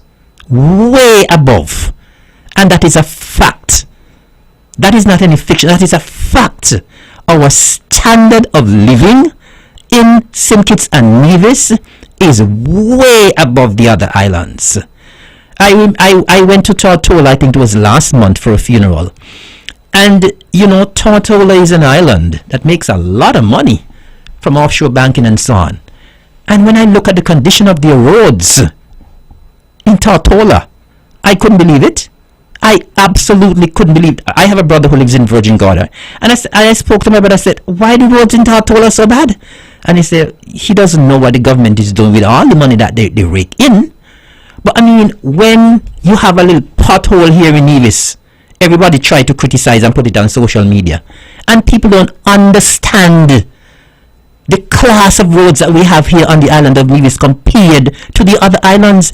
People don't understand it. And of course, every island have potholes. So because you see a pothole, you don't have to go and plaster it all over social media. Oh, the potholes, the potholes. Everybody, all islands have potholes. But the roads that we have on the island of Nevis are far superior. And I'm talking facts again. Do your research. Visit the other islands in the region. They are far superior to what the other islands have. And we must recognize that we here on the island of Nevis, we are doing this with the little small resources that we have. We are managing our resources well, and we are doing an amazing job in keeping this island of Nevis afloat. And as I said, that is why everybody who comes to Nevis fall in love with Nevis. So if people come from overseas and fall in love with Nevis, we here who live in Nevis should be in love with Nevis every day and every week and every year. And we should not try to pull it down. When you try to do that, you have no love for the island of Nevis. And so I wanted to make that point because, as I said, the people, those persons who came to Nevis today, they didn't want to leave. They absolutely did not want to leave. They were speaking so highly of the island, of the developments, of the hospitality, of how nice the people here are. And we should be proud of ourselves. And we should be proud of our government in terms of the strides that we are making here on the island of Nevis. Our lines are still open, but in the meantime, I have some more information to share. 869-469-1616-1700. In the meantime, I have some more information to share. Of course, we know that we would have hosted the Agriculture AgriFest last month, and during the AgriFest, which was a massive success, and I want to say congratulations and kudos once again to the staff there at the Ministry and the Department of Agriculture and Marine Resources for doing such an amazing job, and it was a huge success once again, our biggest in the history of that event held there at the ETW Park. And we had some competitions that were run during the AgriFest, and I want to say congratulations to the winners. I've been given this information yesterday, and so I can share it with the public. In terms of the competitions that were held at AgriFest, our winners in the art and craft segment, our winner was Deborah Tyrrell. In the agro-processing segment, the winner was Val's Delight. That's Ermin Hendrickson. Congratulations to you, Ermin and Deborah. In the ornamentals segment, we had Tropical Blossom. That was the winner, Mr. Jermaine Bartlett and his team. In the crop farmer segment, we had A1 Farms. So that Mr. Mackey Trust and your team, congratulations to you as well. And of course, the Department of Agriculture, they normally have a competition among themselves in terms of the different units and the different divisions. And I understand that the abattoir division would have won this year.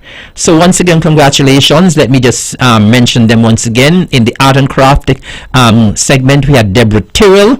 In the agro-processing, we had Val's Delight. In the ornamentals, we had Tropical Blossom. In crop farmers, we had A1 Farms. And in the department segment, we had the abattoir. And of course, the good folks there at the department and the Ministry of Agriculture, they also want me to say a hearty thank you, a big thank you to all of our sponsors who came on board with us for 2023. And we say thank you to National Bank.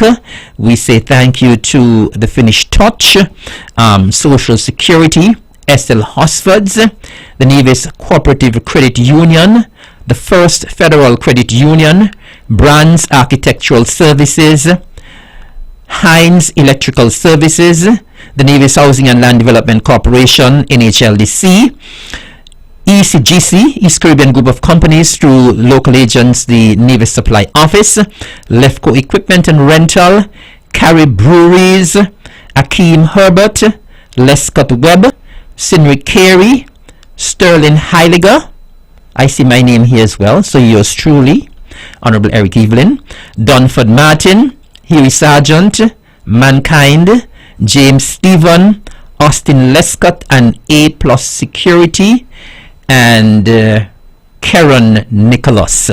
So let me just run through those sponsors again, because of course I don't think we got enough mileage at the exhibition at the AgriFest. So we want to say a big thank you to all of our sponsors: National Bank, the Finnish Touch, Social Security, SL Hosfords, First Federal Credit Union, the Nevis Cooperative Credit Union Limited, Brands Architectural Services, Heinz Electrical Services, the Nevis Housing and Land Development Corporation NHLDC, ECGC, and the Nevis Supply Office, Lefco, Carey Breweries, Akeem Herbert, Lescott Webb, Sinri Carey, Sterling Heiliger, yours truly, Dunford Martin, Huey Sargent, Mankind, James Stephen, Austin Lescott, and A Plus Security, and Karen Nicholas. And so thank you very much to all of our sponsors. We are looking forward to you coming on board with us again next year. As I said, the AgriFest was a huge success, and of course we want to say thanks again to those folks who came all the way from Stacia, 130 strong, and they not only came, but they spent a lot of money. They spent a lot of money, and so we had some serious economical activity, some serious injection into the economy on those 2 days there at the ETW Park. And once again, big up to the department staff for doing quite an amazing job. Now, my alma mater, the Gingerland Secondary School, they are celebrating 50 years. 50 years, and I want to say a hearty congratulations to them. And of course, over the past couple of months, the secondary school, the Gingerland Secondary School, have been hosting a number of activities. And I want to say kudos to the principal, Mr. David, and all of your team, your deputy, your entire staff, and the student body there at the Gingerland Secondary School for all of the activities that you would have organized over the past couple of weeks, over the past couple of months. But they're having one of the highlights. One of the highlights of the celebration is taking place this coming Saturday, and it's something that you would not want to miss. Of course, we just heard from the folks from Midlife Crisis. They are having the play on Saturday and Sunday, and we know some persons would be going to the Midlife Crisis. And so if you're not going to the Midlife Crisis on Saturday, you need to be at the David Freeman Center of Excellence this coming Saturday from 7 o'clock for the Miss GSS pageant. And I was fortunate to see one of the contestants doing some rehearsals there. And I mean, from what I saw from only one contestant, it is going to be a show that is worth your time and worth your money. And so I know generally people in Nevis love pageantry, and this is something that is for the school. The school needs your support, and so I'm asking you to go out on Saturday to the David Freeman Center of Excellence there in the heart of Gingerland. And I'm so very proud of that facility, very proud of that facility, that we were able to bring this facility, once again, vision of the CCM-led Nevis Island administration, that facility, so at least we can decentralize things and everything doesn't have to be held at the cultural complex in Charlestown. So we have that wonderful state-of-the-art facility there at the David Freeman Center. If you haven't been there yet, you need to come on Saturday and witness a show that will be of an extremely high standard. They are expecting to begin at 7 o'clock on Saturday, and the contestants are Lakeisha Clark, Mariah Daniel, Jaden Griffin, Nikelsia Kelly, and Brianna Stewart.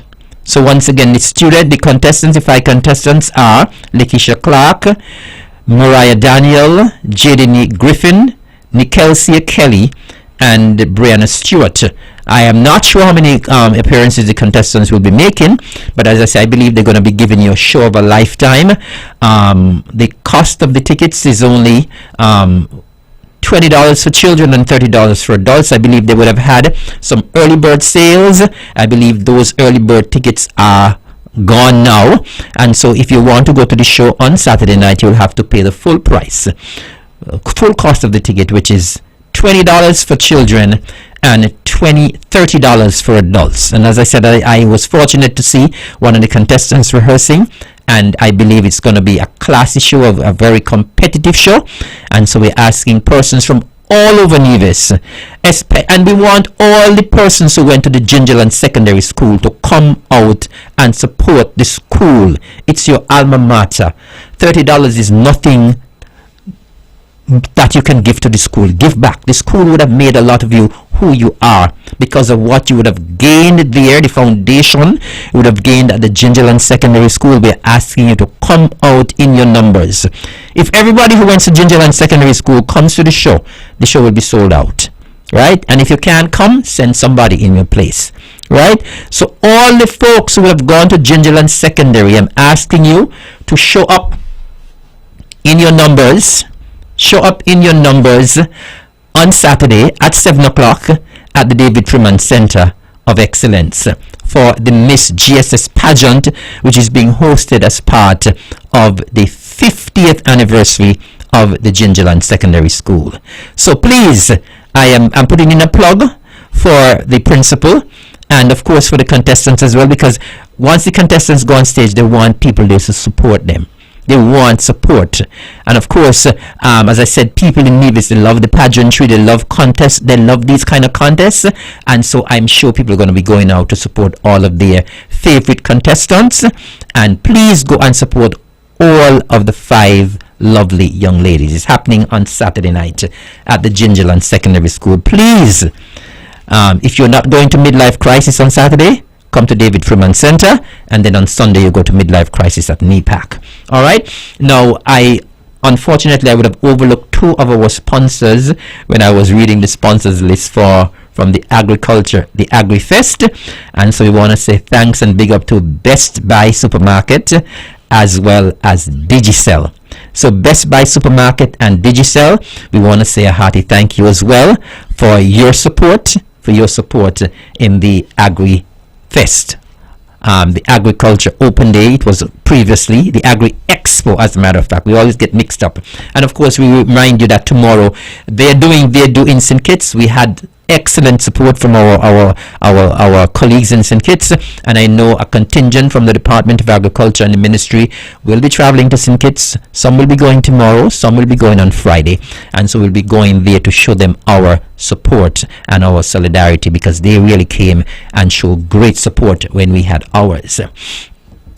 Now, turning the corner a bit now, let's turn a little bit to Culturama, because as I would have said earlier, the months and the weeks are flying very fast, and Culturama 49 is almost upon us.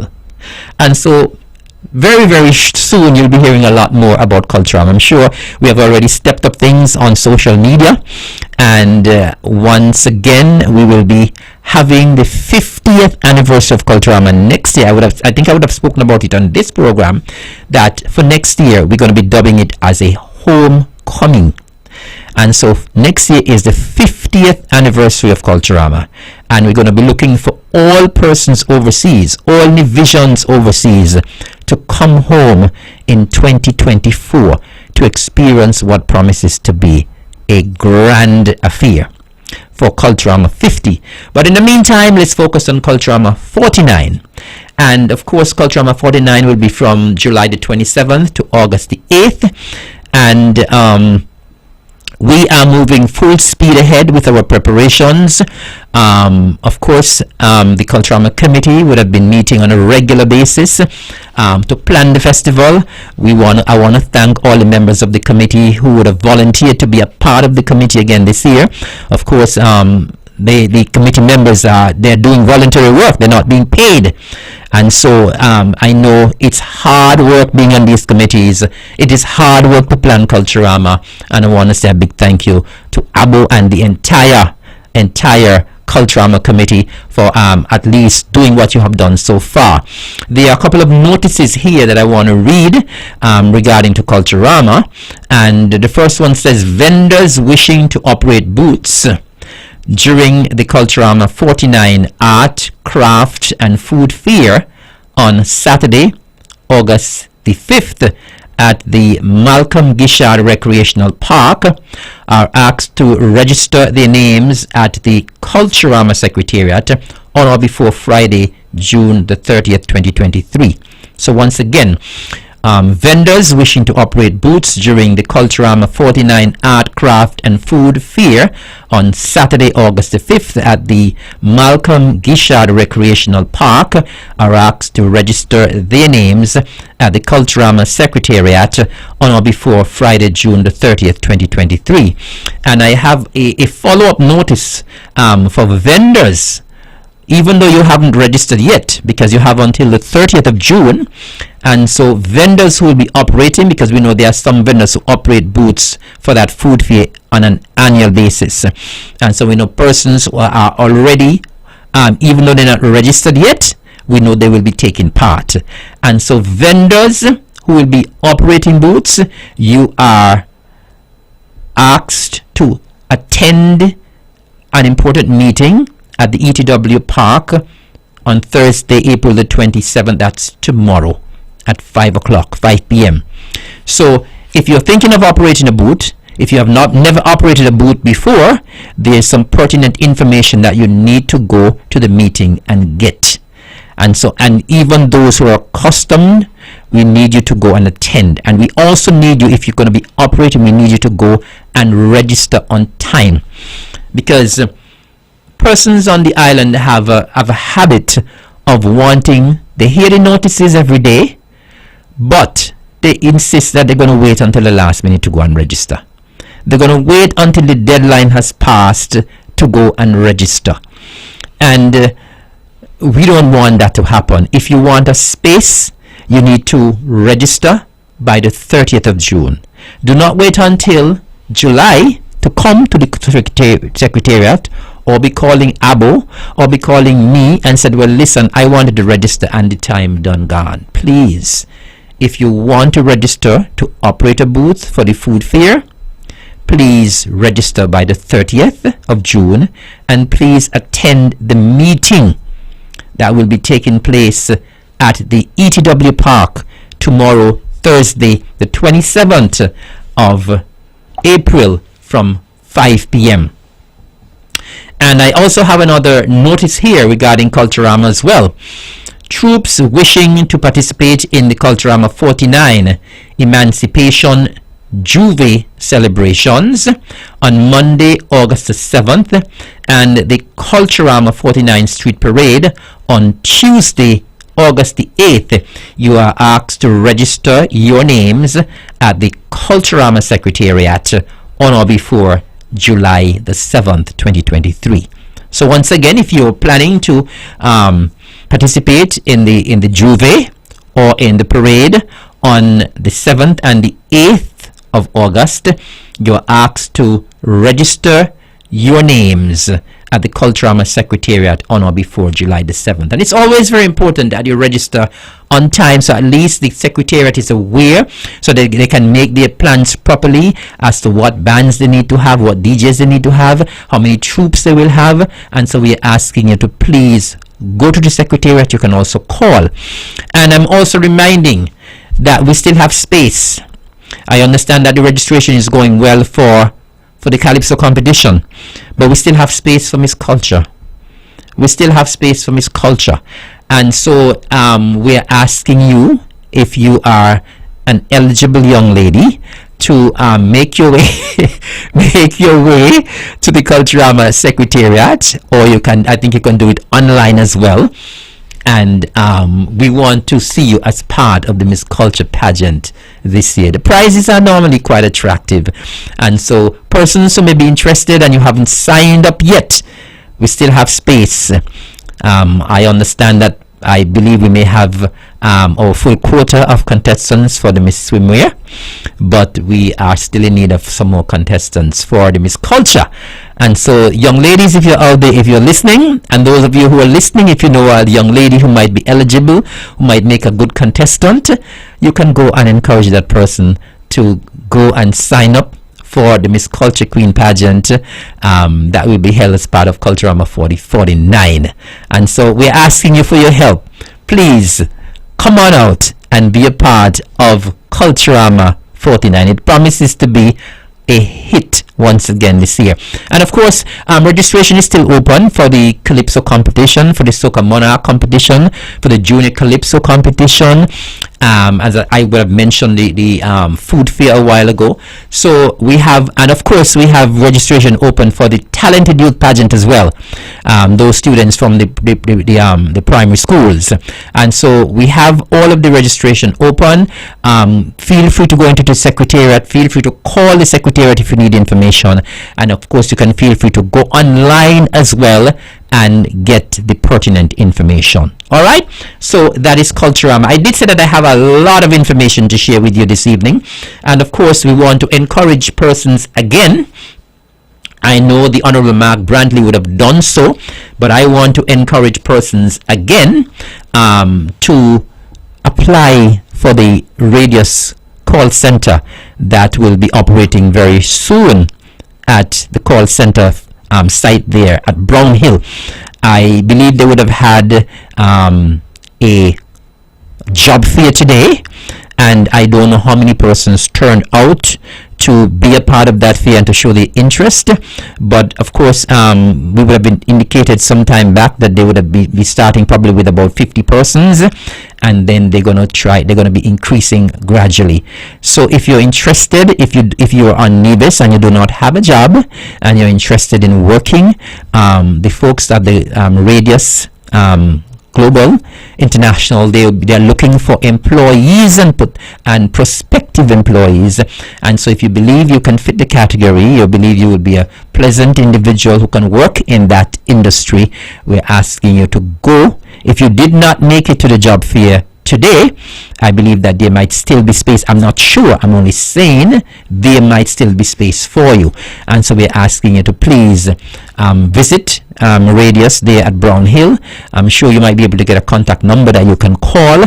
But when jobs become available on the island of Nevis, we want persons to take advantage.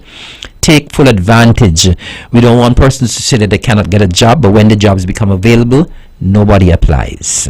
And so we're asking you, please, when the jobs are advertised, whether they're advertised by the Labor Department, whether they advertise word of mouth by somebody else, or whoever advertises the jobs, please, if you're interested, go apply, and most importantly, follow up.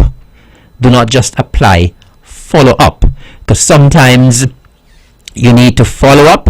When you follow up, most of the times you may get a positive answer. So just don't send an application and relax and say, well, I haven't gotten any answer, or they put my application on file. You need to follow up. If you need a job that badly, you absolutely must follow up when you send an application. And so once again, I'm encouraging persons, if you did not go to the Radius job fair today, there still might be space available for you. So I'm asking you to please go and try to sign up so that you can get a job.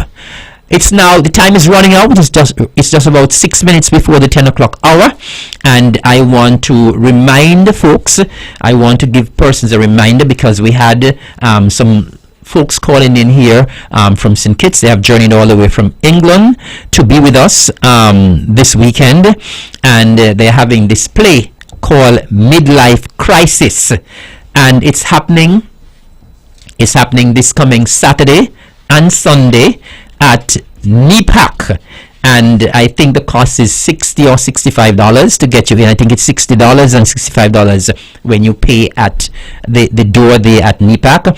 We would have heard from Alan Charles, who is the playwright, who is the person who is in charge. We would have heard from Trey, and we would have heard from Marjorie, and we would have heard from Lloyd as well. They are all very, very excited, and for them to travel from all the way to England to come to put on this play here on Nevis, I'm sure that we would want to go out and support them. Please go out and support the folks on Saturday and Sunday. Let them feel welcomed. They were here some time back, and they would have done a production which I heard was quite good, and I am hoping to be there on Sunday. So those of you who do not have any place to go, sometimes people always like to complain there's no place to go. Well, there are lots of places to go this coming weekend. On Saturday, you have the play at NEPAC, and you have the Miss GSS pageant at the David Fremont Center of Excellence. And so you have two major shows taking place there on Saturday night. Then on the Sunday evening, you have the Midlife Crisis, a second staging. They're staging it on Saturday and Sunday. They would have indicated that unfortunately they were not able to secure a venue on St. Kitts, and so they're doing two stagings on Nevis on Saturday and Sunday. And so we're asking persons to go out in their numbers and support the good folks from England who are here to put on Midlife Crisis. And of course, a while ago I did indicate that the Gingerland Secondary School, we have a caller online. Good evening, caller. You're live and on the mark. Hello. Good evening. Hello. Good evening, Eric. This is former Ambassador Everson Howe. Yes. In the closing moments, I wanted to pile on to the very persuasive case that you made for how well St. Kitts and Nevis is performing relative to other countries in the region. Yes. It turns out that the results are even better than you emphasized, because it turns out that of the 14 member countries in the CARICOM region, St. Kitts and Nevis actually ranked second in per capita income. Wow. That is the level of income measured by the population size. Yes. The only country in the CARICOM region that is doing better than we are is, in fact, the Bahamas. You serious? If you extend this, wow, that is indeed correct. We're surpassing oil-rich Trinidad and Tobago, we're surpassing Guyana, and all of those countries. Right. And many of those countries are burdened by heavy debt. We don't have that problem. We dealt with that problem several years ago when we learned under Premier Amri to reel ourselves in and actually not spend this money on actually paying outstanding debts for borrowing money from different sources. So we had carried COVID-19, for example. St. Kitts and Nevis did not have to go out and borrow money from anyone. Right. Many of the other countries like the and we kept all of the government kept on all of its workers. That's correct. And additionally, the roads that you mentioned, they're made possible because of the surplus funds that we've acquired, because we've reined ourselves in and managed our affairs well. Yes. Going beyond the CARICOM region, and you look at the 34 member states of the OS region, there are only two countries out of that 34, setting aside Canada and the U.S., which are not in our peer group. Yes. Of the 34 member countries that include Argentina, Brazil, Colombia, and all of the rest, we are actually ranked number 3. The only two countries that are ahead of us are the Bahamas again, and secondly, Panama, in large measure because of the presence of the Panama Canal. So on balance, we're doing rather well. Very well. Of course, I might have to quickly mention that I shouldn't close without mentioning that there is one area that we're not doing very well, and I think it's something that we all need to be very much sensitized to.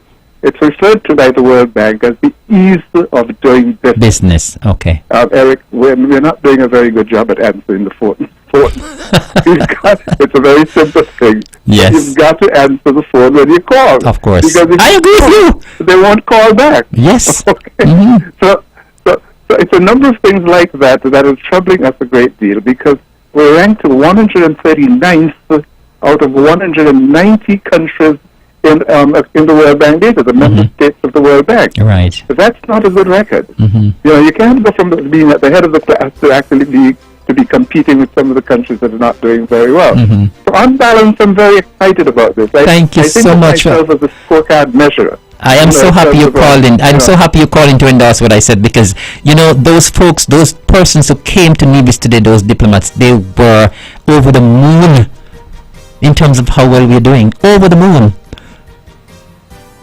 I noticed that, and I think that was very, very good news. I was very, very pleased to see that happening.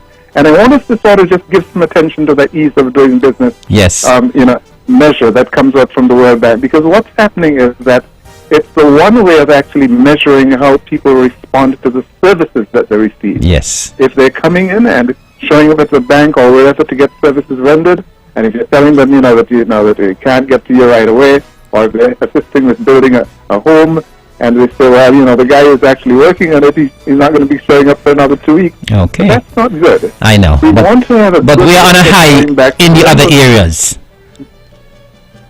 And I want to thank you. That's an excellent high note to end the show on. So I want to thank you, Dr. Hull, for calling in and endorsing what I said about St. Kitts and Nevis and how well we are doing. Thank you so much. And that's an excellent way to end the show. Thank you and have a good night. And of course, that's a great way to end our On The Map program for tonight, Wednesday the 26th of April. We've had a wonderful show. And of course, remember to tune in again tomorrow at 1 o'clock here on the Eastern Caribbean Spa House. Thank you very much. God bless you. Have a good night.